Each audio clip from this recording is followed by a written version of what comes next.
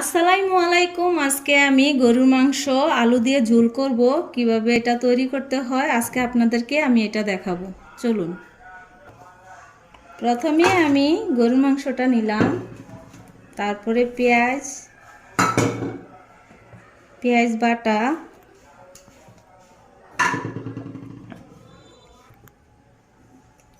রসুন বাটা 1 চামচ, জিরা বাটা,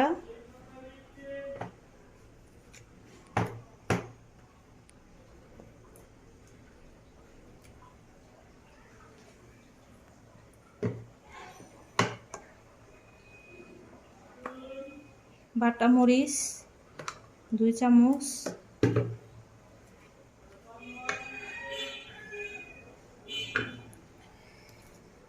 দারচিনি ছেঁচে দিলাম আমি, 2টা তেজপাতা, 3টা এলাচ, দারচিনি,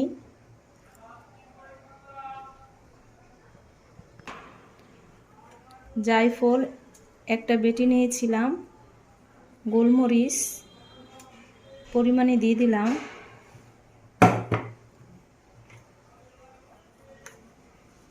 1 চামচ লবণ,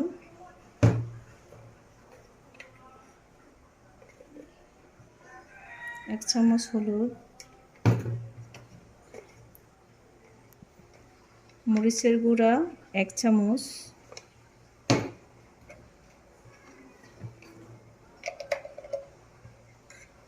ধনিয়ার গুঁড়া 1 চামচ, পরিমাণে তেল দিয়ে দিলাম।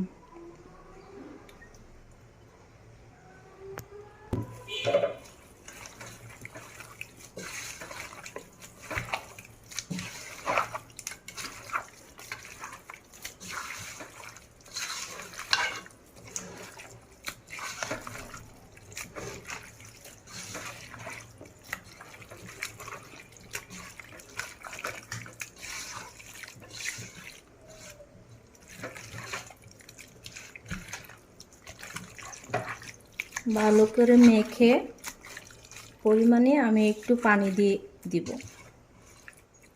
আমি এটার সাথে 1 কাপ পানি অ্যাড করলাম।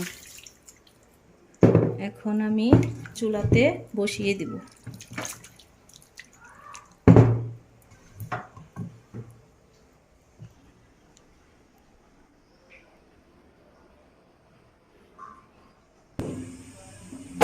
আমি চুলায় বসিয়ে দিলাম।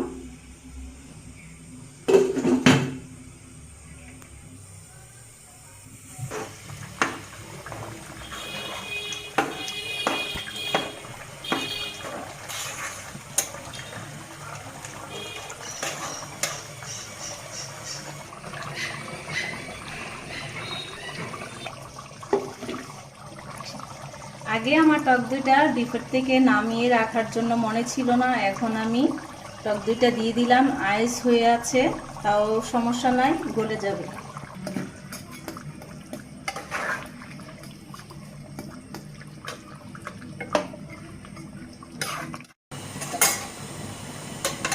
এখন আমি আমার ভাজা আলুটা দিয়ে দিলাম।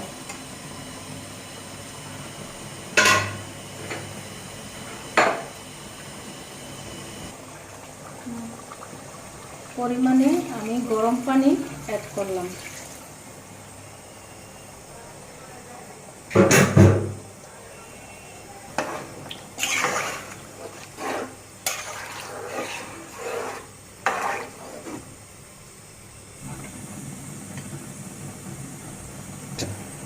আমি এখন আরো 20 মিনিট চুলায় রাখবো। গরুর মাংস তরকারিটাতে একটু পেঁয়াজ দিয়ে আমি এটা বাগার দেব।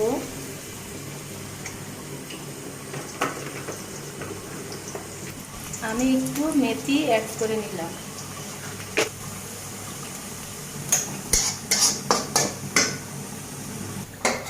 আমি এখন ভাজা পেঁয়াজটা অ্যাড করে ফেললাম।